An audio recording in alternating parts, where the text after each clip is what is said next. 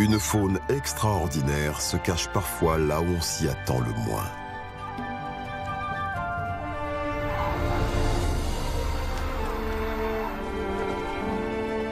La Chine est le pays le plus peuplé au monde.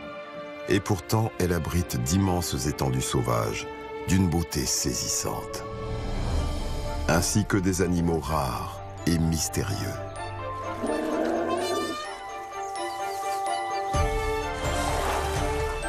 Tous ont un rôle à jouer dans l'équilibre de cet environnement unique.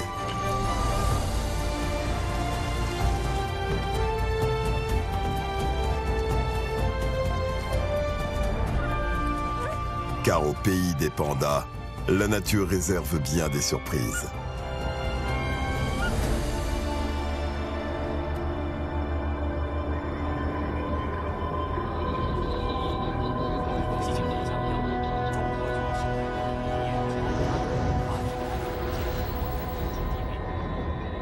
Aujourd'hui, les tigres et les singes sont devenus des créatures de légende, au même titre que les dragons et les sirènes. Ils sont si rares qu'ils ne font plus partie de notre monde moderne.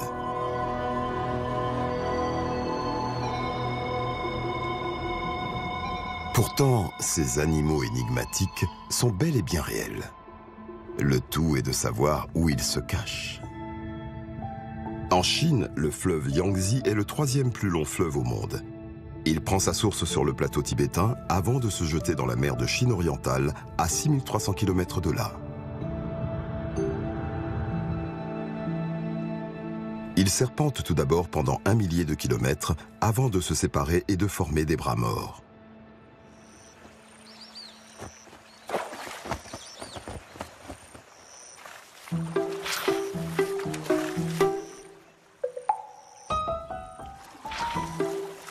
Des marsouins fréquentent ces eaux paisibles.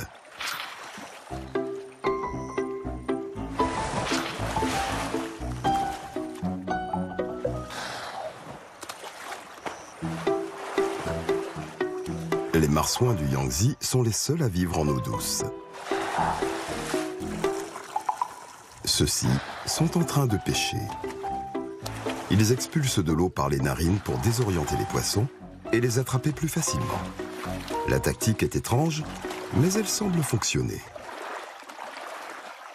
Ces cétacés sont en danger critique. Il n'en reste plus que quelques centaines dans le monde. Une espèce de dauphin d'eau douce vivait aussi dans le Yangtze, mais elle a aujourd'hui disparu. Il est donc essentiel de protéger ces marsouins avant qu'ils ne connaissent le même sort.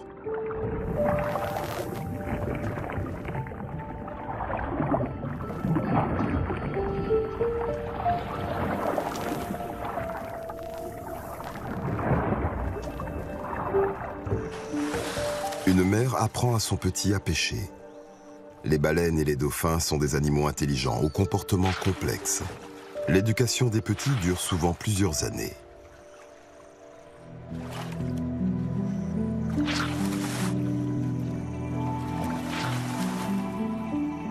La femelle frappe la surface de l'eau avec sa queue pour assommer les poissons. Les orques utilisent la même technique.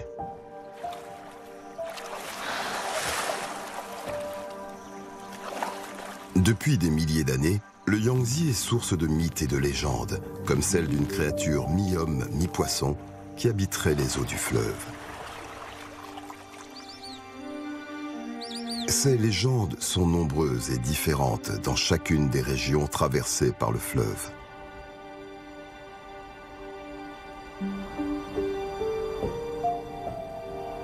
Dans l'extrême nord de la Chine, une forêt s'étend au-delà de la Grande Muraille, jusqu'en Sibérie. Quelques tigres de Sibérie y rôdent encore. L'hiver, ils se nourrissent de cerfs, cycas et de chevreuils.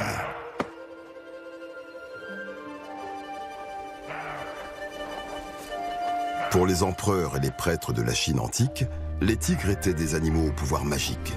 Ils incarnaient la beauté, la force et l'esprit guerrier.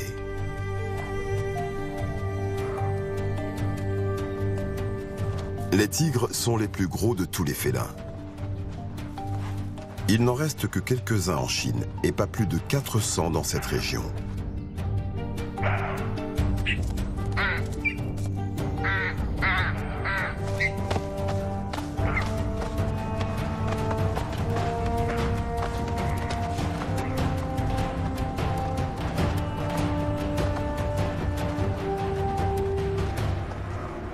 La plupart de leurs traques se terminent par un échec.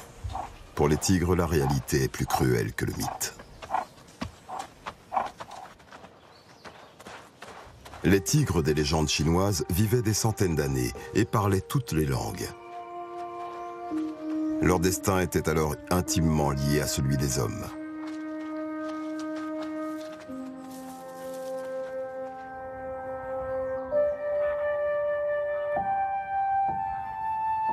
Un peu plus au sud, les animaux légendaires sont de moins en moins présents dans la nature et ils se concentrent sur des territoires restreints et protégés. Chaque année, en mars, les grues de Mandchourie migrent vers le nord.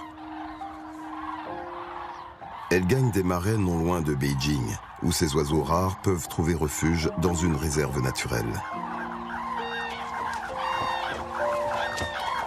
Ces grues symbolisent l'immortalité, un paradoxe pour cette espèce vulnérable. Il reste moins d'1 millier de couples reproducteurs dans toute la Chine. Extrêmement fidèles, ces oiseaux s'accouplent pour la vie.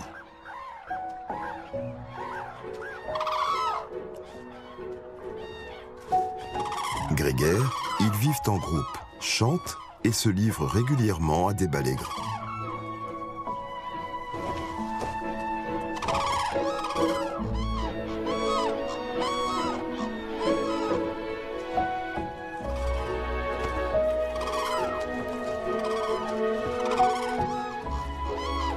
Ces petites danses peuvent être des démonstrations d'affection, mais les mâles s'en servent aussi pour repousser d'éventuels prétendants. La danse se transforme alors en combat aérien. Ce moyen de communication est bien mystérieux. Une chose est certaine, il renforce les liens au sein du couple. Les deux partenaires vont ensuite construire un nid et couver les œufs ensemble jusqu'à leur éclosion, en mai.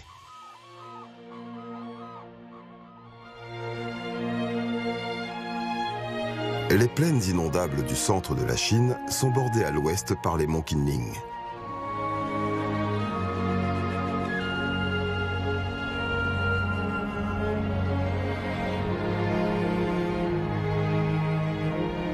C'est le royaume des pandas géants. Ces animaux sont très difficiles à apercevoir. Il en reste à peine 2000 à l'état sauvage.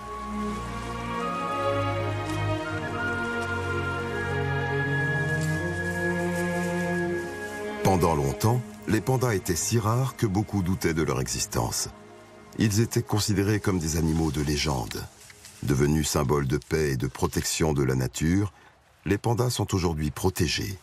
Ils se reproduisent en captivité et sont parfois réintroduits dans leur milieu naturel. Les pandas se nourrissent exclusivement de bambou, très pauvre en énergie. Ils digèrent très lentement et passent le plus clair de leur temps en position assise.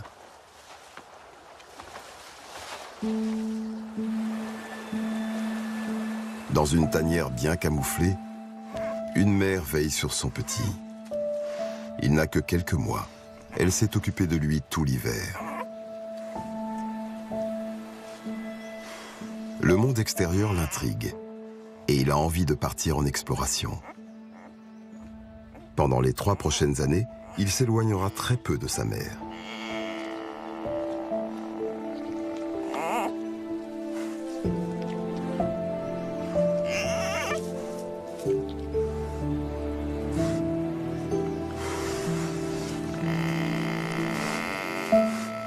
À ce stade de sa vie, il a encore besoin d'elle pour le porter d'une tanière à l'autre.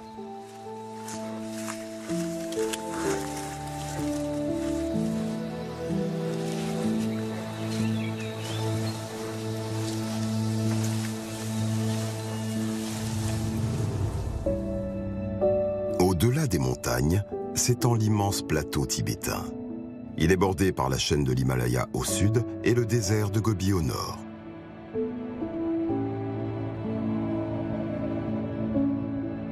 Quand les oies tigrées quittent l'Inde pour rejoindre ce haut plateau, elles survolent les montagnes de l'Himalaya. Aucun autre animal ne migre à si haute altitude.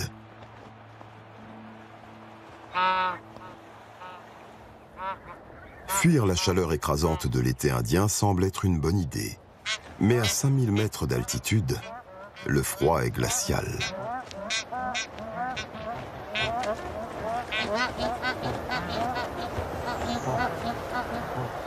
Les oies nichent sur les parois à pic. Les deux parents couvent les œufs pour les maintenir au chaud.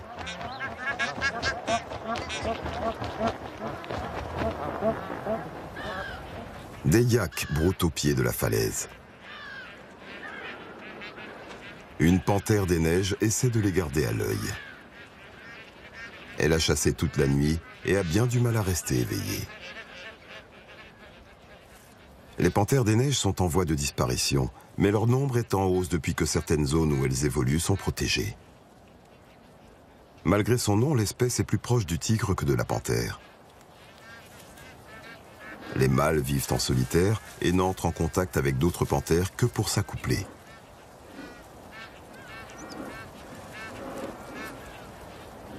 Ce mâle a repéré une femelle. Leur territoire se chevauche. Il la suit à la trace depuis quelques semaines, en attendant qu'elle soit fertile.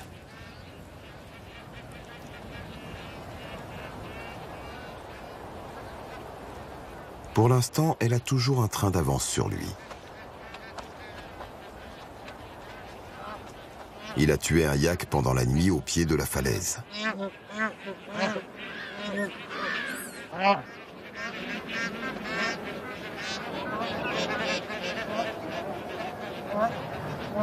Le mâle se méfie des oies. Quand elle donne l'alerte, elle signale sa présence à tous les animaux de la vallée. Difficile pour le félin de passer inaperçu.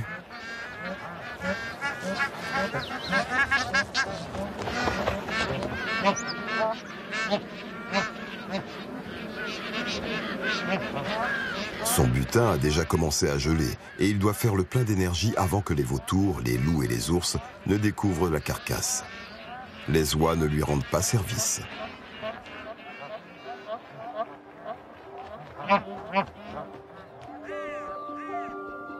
C'est le début du mois de mai et la neige a fondu. À 50 mètres de haut, sur la falaise verticale, il y a de l'animation.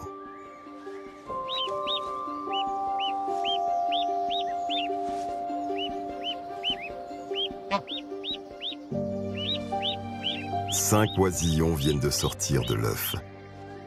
Ils sont âgés de seulement quelques heures. Les deux parents restent au nid pour veiller sur eux, mais ils ne les ont pas encore nourris et les oisillons commencent à avoir faim. Il faut les conduire dans la prairie en contrebas. Seul obstacle, les petits ne savent pas voler. Un oisillon fait quelques pas à l'extérieur du nid et trébuche. Il dévale la falaise.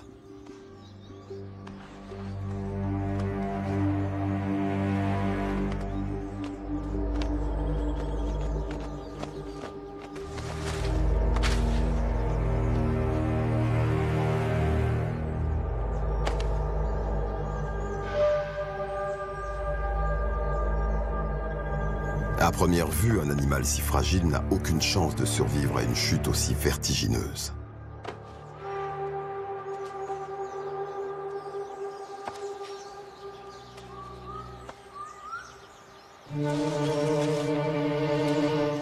Et pourtant, il en sort indemne. Un deuxième oisillon l'imite et saute.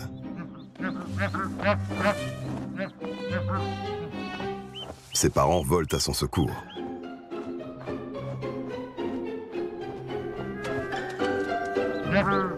Ils appellent leur petit. Voici le troisième, le quatrième et le cinquième.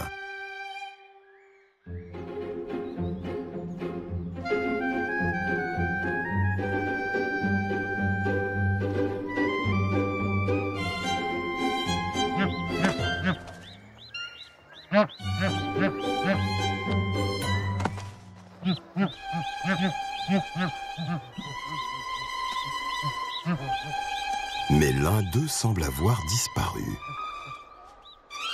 Le voici. Les parents rassemblent leurs ouailles. Les petits semblent à peine étourdis par leur chute. Avec un peu d'entraînement, ils sauront bientôt voler. Ils suivront alors leurs parents jusqu'en Inde, par-delà les montagnes de l'Himalaya. Plus au nord,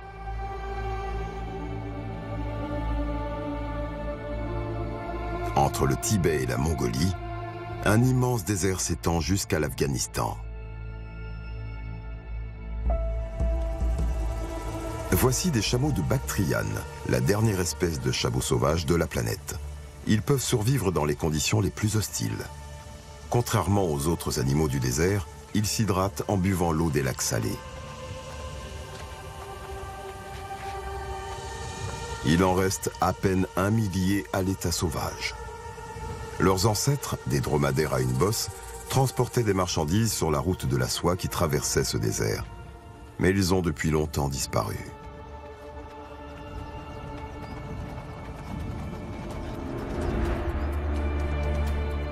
À 800 km au nord-ouest, en direction du Kazakhstan, s'étend le désert du Gourban-Tangut. Aucun autre endroit sur Terre n'est aussi loin de la mer. Ce serpent venimeux semble à peine toucher le sable. Ici, très peu d'animaux sortent dans la journée. Ils attendent tous le coucher du soleil. Un hérisson à grandes oreilles patiente dans son terrier. C'est le plus petit de la famille des hérissons. Il possède une ouïe étonnamment fine et un odorat exceptionnel. Mais ce sont ses piquants qui lui sont le plus utiles.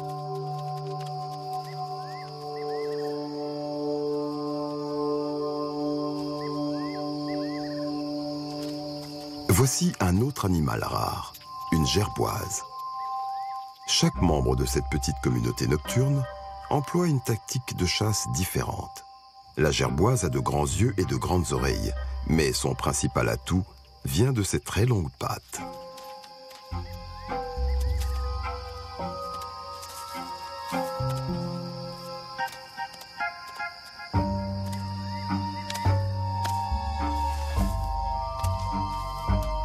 Ce rongeur court très vite et peut atteindre 25 km/h.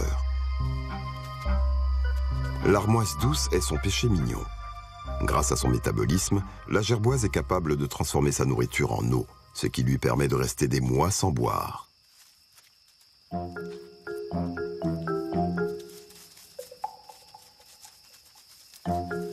Le hérisson à grandes oreilles cherche un en-cas un peu plus juteux. Un tout petit gecko tokai.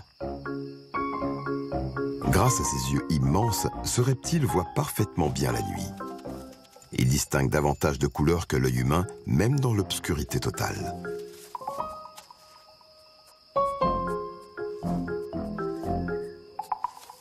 Chacun de ces animaux du désert a dû s'adapter à cet environnement hostile. Survivre ici n'est certes pas donné à tout le monde.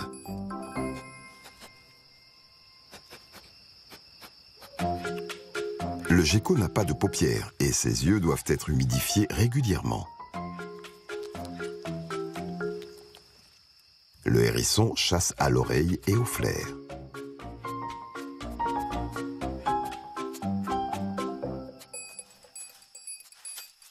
Dans la nuit noire, il a l'avantage, à condition d'attaquer par derrière. La queue du gecko se détache du reste de son corps et il parvient à s'échapper. Une nouvelle queue repoussera d'ici quelques semaines. Un scorpion.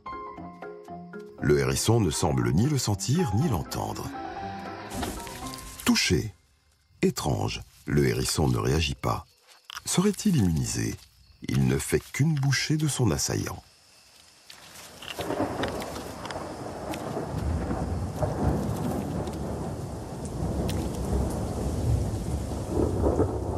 Parfois, il pleut pendant un jour ou deux.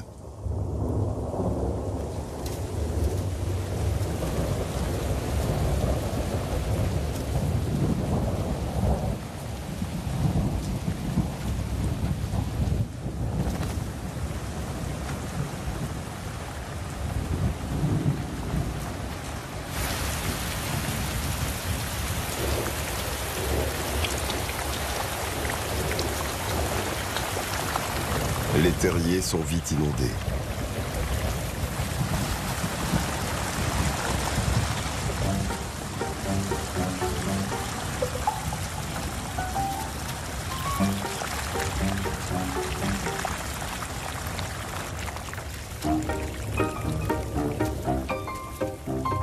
Trempé jusqu'aux os, ce petit guerrier nocturne perd soudain de son panache.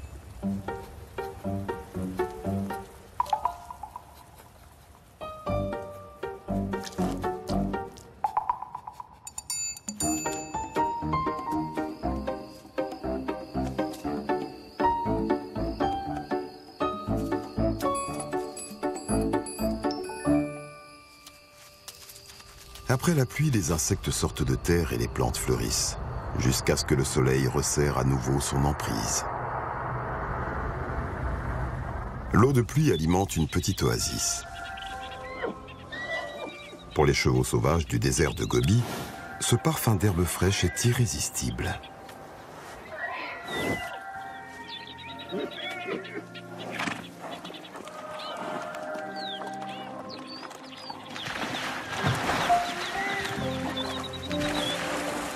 Les animaux du désert sont rares et vulnérables. Cette famille de chevaux sauvages pourrait elle aussi disparaître. Mais pour l'heure, et pendant un instant fugace, le désert est tapissé d'herbes et de fleurs, et l'avenir semble radieux.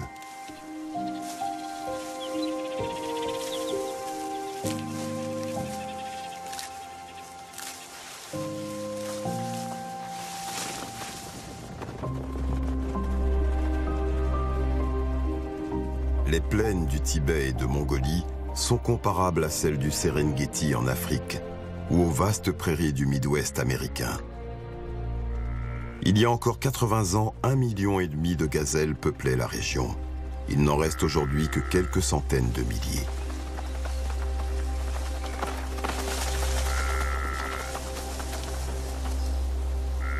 Elles cachent leurs petits parmi les hautes herbes. Tous sont capables de reconnaître l'appel de leur mère.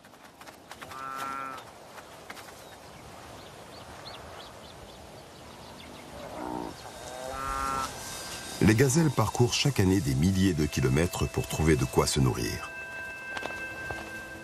Désormais, cependant, leur migration est entravée par des fermes et des routes.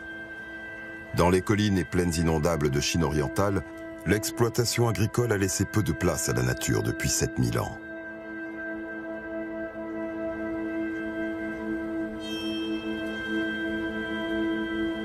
Ces terres sont parmi les plus cultivées au monde.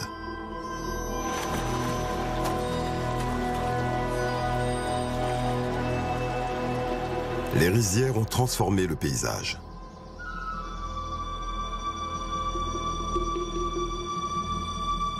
Tout comme les champs de moutarde et de colza et les plantations de thé, des cultures intensives qui nécessitent une main-d'œuvre considérable. Entre les terres agricoles, des cours d'eau et des marais servent de refuge à la faune. Une espèce préhistorique est parvenue à survivre dans le fleuve. De tous les animaux de Chine, aucun n'est aussi étrange que la tortue à carapace molle du fleuve bleu. C'est l'une des espèces les plus menacées de la planète en raison du braconnage et de la disparition de son habitat.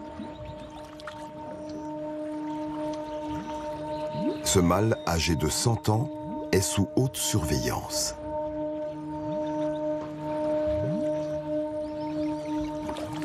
Suite à la mort en captivité de la dernière femelle en 2019, l'espèce était condamnée à disparaître. Mais la découverte de 2 tortues sauvages en 2020, dont une femelle, à redonner un peu d'espoir. Cette tortue partage les eaux troubles du Yangtze avec un dragon.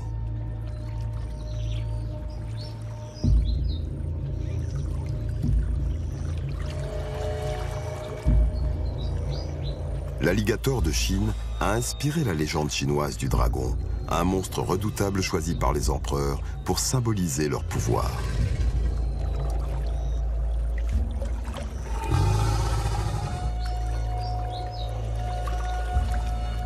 Le mâle émet des sons graves pour exprimer sa force.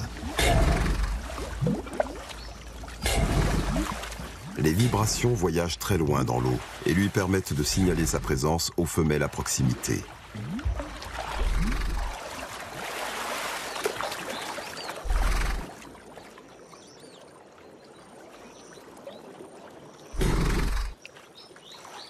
Aujourd'hui, cette espèce est également vulnérable. Il ne reste sans doute pas plus de 200 de ces alligators à l'état sauvage. Ce mâle défend jalousement son territoire.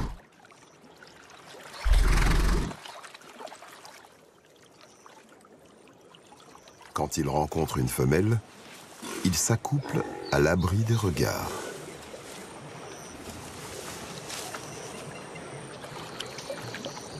La femelle dissimule ensuite ses œufs sur une petite île, à l'ombre des bambous.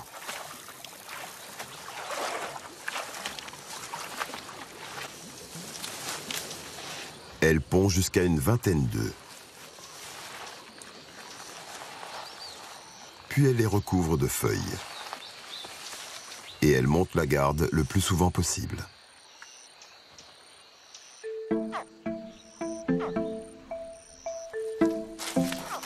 Les petits naissent 70 jours plus tard.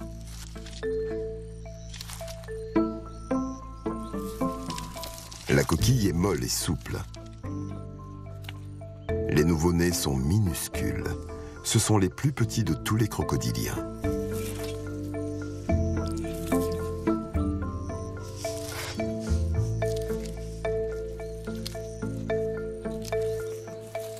Leur estomac est rempli du jaune de l'œuf, le vitellus. Les alligators sont des rescapés de l'âge des dinosaures.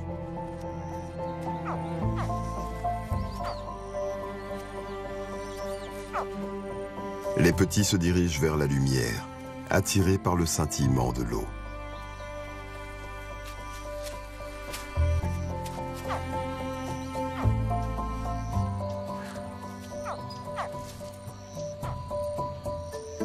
Après 2 mois et demi à veiller sur sa couvée, une nouvelle mission commence pour la femelle.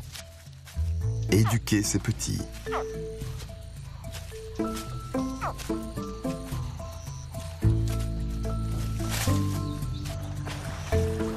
Elle glisse lentement dans l'eau pour les aider.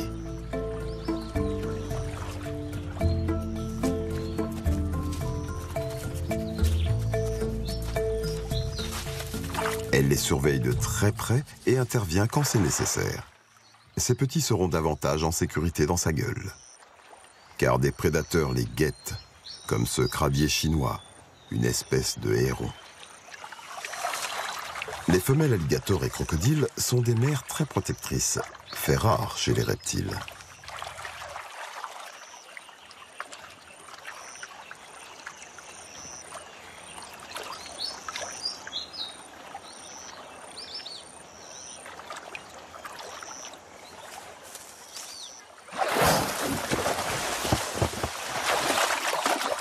Les alligators ne sont dangereux pour l'homme que lorsqu'ils protègent leur territoire ou leurs petits. En temps normal, ils se nourrissent surtout d'escargots et de rats. Un petit se débat sur la berge et appelle au secours.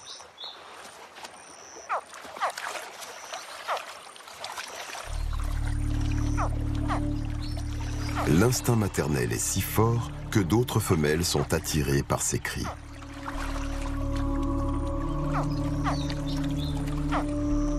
Une rivale approche.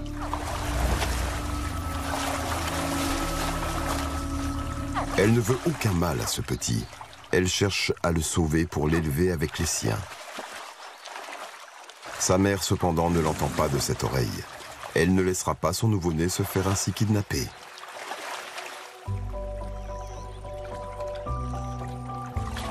Raison de plus pour garder tous ses petits près d'elle. Même s'il ne semble pas de cet avis et tente de lui échapper.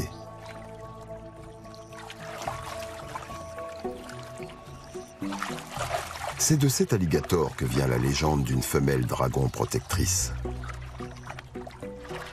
Alors qu'ils ont survécu 240 millions d'années, le destin des alligators de Chine pourrait prendre fin ici, dans le fleuve Yangtze, comme celui des tortues.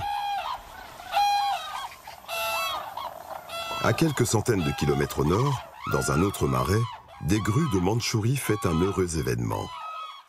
Leurs petits sont nés.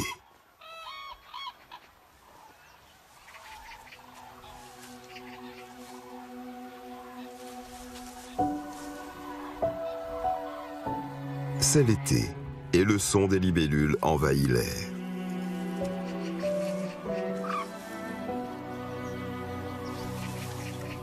Tout comme les alligators et les tortues, les libellules existent depuis des centaines de millions d'années.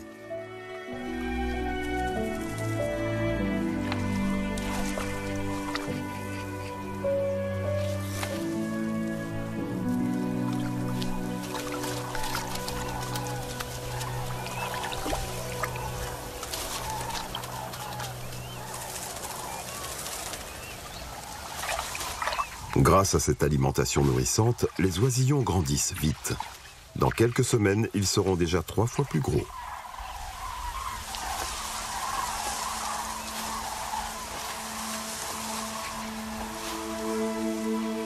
Au cours de l'été, ils vont apprendre à voler.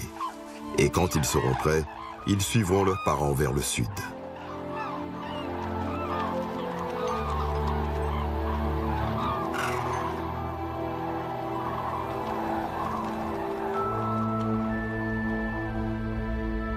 Au-delà du fleuve Yangtze et des monts Qinling, où vivent les pandas, s'étend un tout autre monde.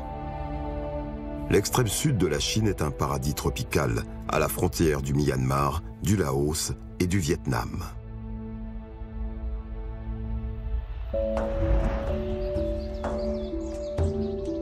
Ces formations en calcaire sont appelées des karsts. Ces paysages ont été rendus célèbres au fil des siècles par la peinture chinoise. À basse altitude, la forêt tropicale recouvre les pentes, tandis que les sommets sont enveloppés dans une forêt de nuages. C'est l'un des milieux naturels les plus riches en termes de biodiversité. Une douzaine d'espèces de singes peuplent ces forêts, comme ces langurs de François, du nom d'un consul de France. Cette famille partage son coin de montagne avec un couple de calaopis. Le mâle est occupé à nourrir sa femelle et son petit caché au fond d'un trou.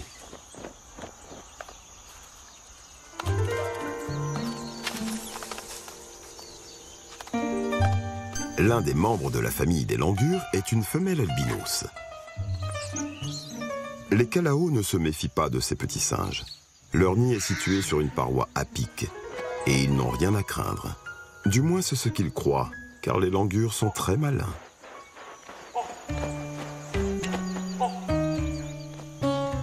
Ce sont des champions de l'escalade. Ils sont presque arrivés à hauteur du nid. Pour ne pas tomber, le petit singe s'accroche à la queue de la femelle albinos et s'en sert comme d'une corde.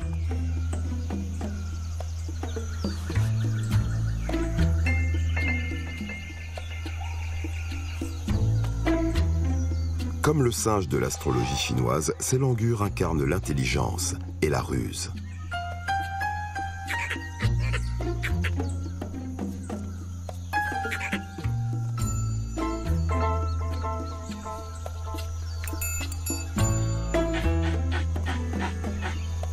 Cependant, ils ne mangent pas les oisillons, mais les fibres végétales ayant servi à faire le nid.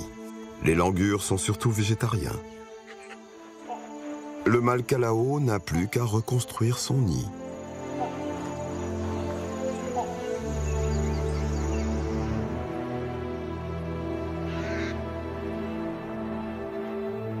La Chine est le pays le plus riche en biodiversité au nord de l'équateur et le 4e au monde.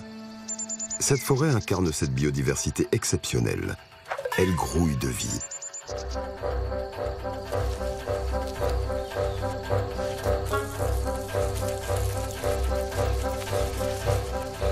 Elle est peuplée de plusieurs milliers d'espèces minuscules et encore méconnues. Les scientifiques en découvrent même de nouvelles chaque année. C'est un garde-manger inépuisable pour l'un des habitants de cette forêt, le pangolin. À la nuit tombée, il sort de sa cachette. Cet animal singulier descendrait d'un croisement entre un félin et un ours, même si aucun autre mammifère ne possède une armure en kératine. L'espèce est en danger critique, victime du braconnage intensif. Le pangolin repère ses proies à l'odorat. Il cherche des larves de fourmis noires.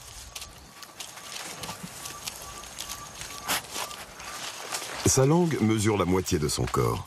Il n'a pas de dents et attrape les fourmis grâce à sa salive gluante. Quand il est en danger, il se roule en boule pour se défendre comme les hérissons.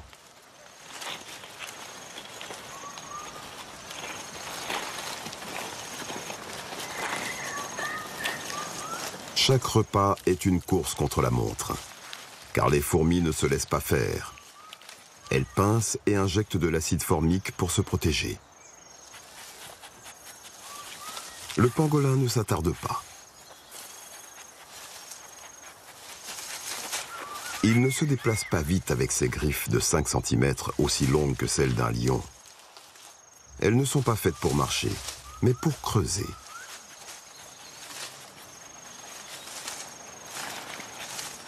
Le pangolin trouve un nid de fourmis rouges, un mets délicieux.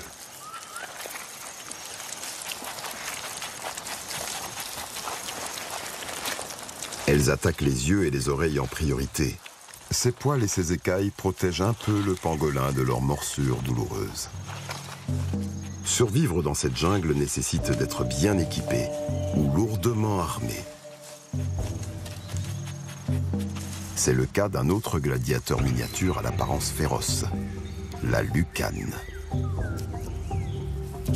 Il existe 266 espèces de lucanes en Chine. Le nom scientifique de celle-ci est Hermanni, la lucane des montagnes. Deux mâles se disputent une vieille souche d'arbre. Ils se préparent à combattre. C'est une place de choix pour attirer une femelle. Le but est de soulever l'adversaire et de le faire basculer dans le vide.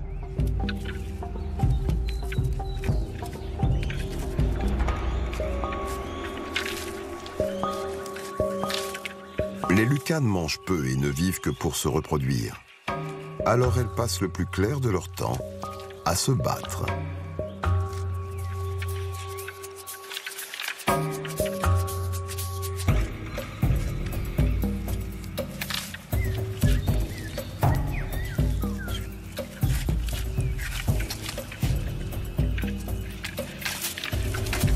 Victoire. Malheureusement, son adversaire revient à la charge. La partie n'est pas encore gagnée.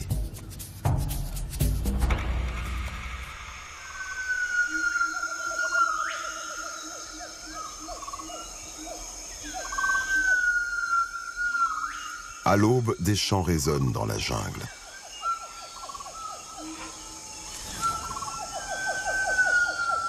Une famille de gibbons de kaovites signale sa présence.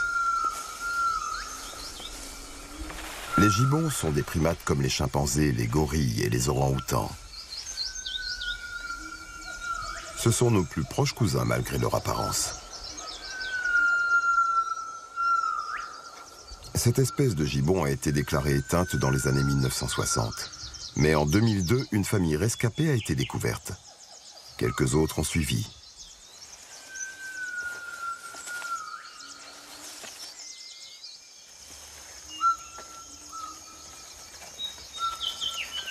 Ce clan est composé d'un mâle, de deux femelles de couleur claire et de 3 ou 4 petits au pelage noir.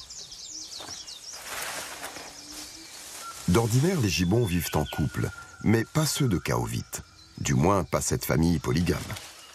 L'arrangement semble leur convenir. Peut-être se sont-ils adaptés à cet environnement très compétitif.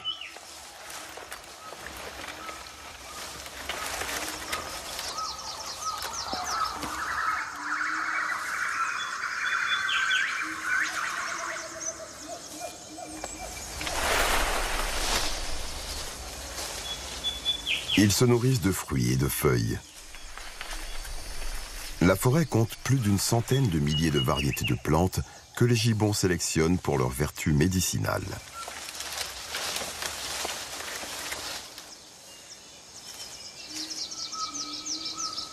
Beaucoup d'animaux se soignent par les plantes, mais les gibbons, comme les hommes, sont sans doute les plus savants en la matière.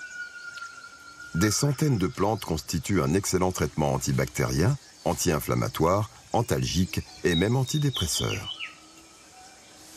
Se pourrait-il que certaines plantes soient hallucinogènes ?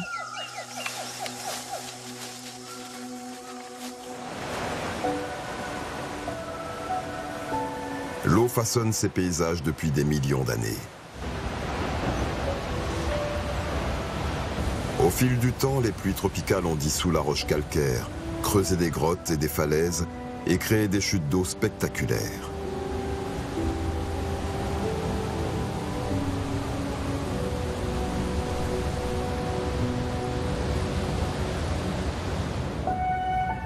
Des cours d'eau importants comme la Ly et la Salween prennent leur source ici et serpentent ensuite vers le sud. Des éléphants d'Asie prennent un bain sous le regard attentif de pans spicifères.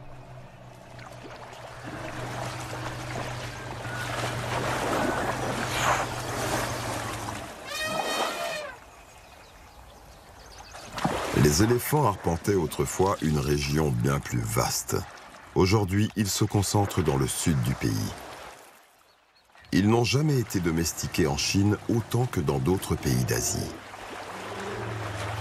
Un jeune mâle tente sa chance auprès de la matriarche, tandis qu'elle repousse ses petits couverts de boue.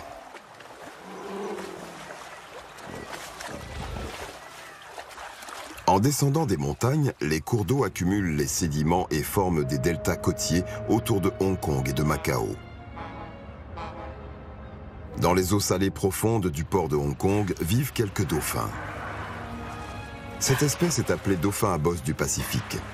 Il en resterait à peine plus d'1 millier dans le delta de la rivière des Perles. Difficile pour eux de survivre à la pollution dans l'une des zones les plus peuplées du monde.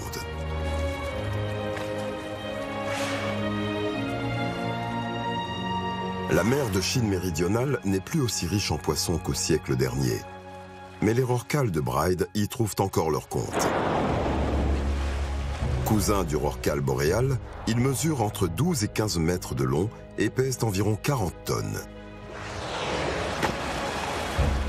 Ils ouvrent grand la bouche pour engloutir des quantités phénoménales de poissons.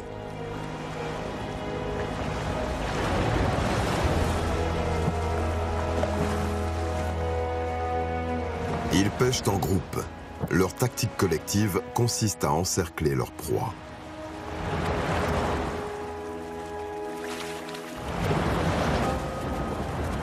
Ces rorquals sont encore très mystérieux.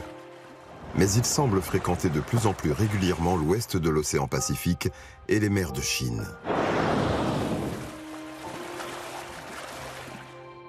Quand les eaux chaudes de la mer de Chine méridionale s'évaporent, des nuages se forment. Poussés par les vents d'automne, ils gagnent l'intérieur des terres.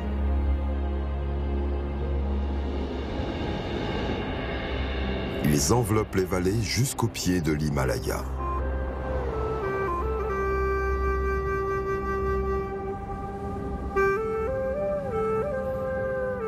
C'est aussi à cette saison que beaucoup de fruits mûrissent dans les forêts.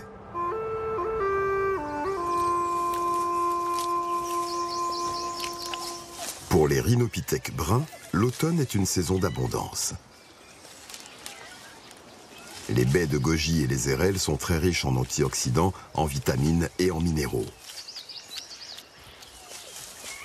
Les plus jeunes ont besoin de faire le plein d'énergie. Ceux qui sont nés cette année vont connaître leur premier hiver.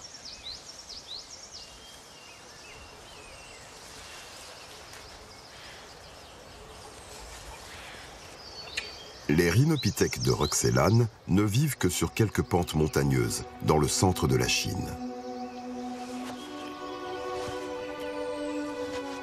Avec leur pelage orange et leur visage bleu, ils sont facilement reconnaissables.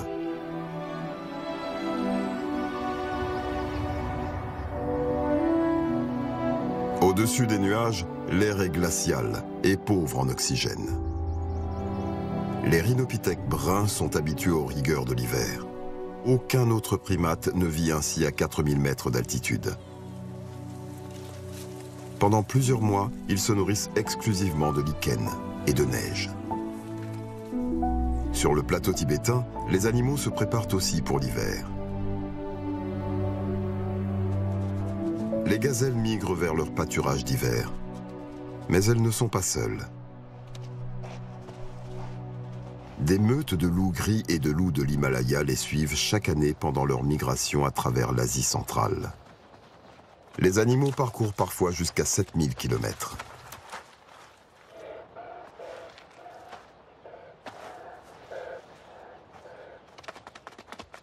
Les antilopes du Tibet, ou tchirou, ont déjà atteint leur pâturage d'hiver. Elles se reproduisent entre novembre et décembre. Les mâles se battent sans relâche. Ils sont si adaptés au manque d'oxygène que l'air au niveau de la mer leur serait fatal. Ils ne peuvent vivre qu'en altitude.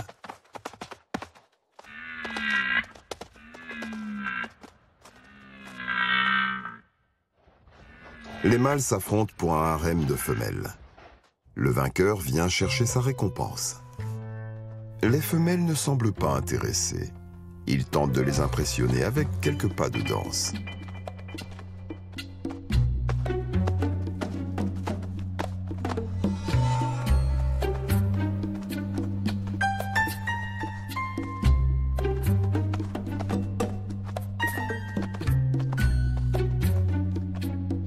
Rien à faire. Il a recours à une autre tactique, se faire entendre pour attirer leur attention.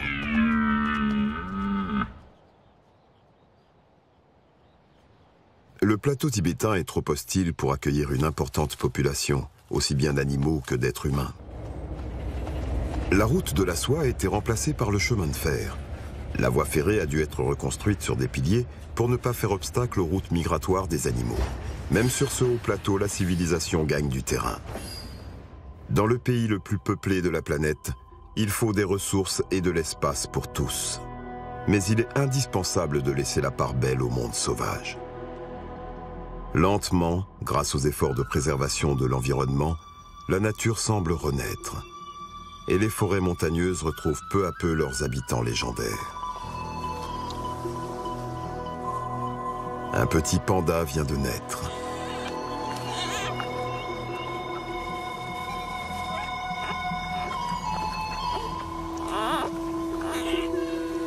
L'avenir des pandas, des primates, des alligators, des tortues et des hérissons dépend de la volonté des hommes de prendre soin de cette nature sauvage unique.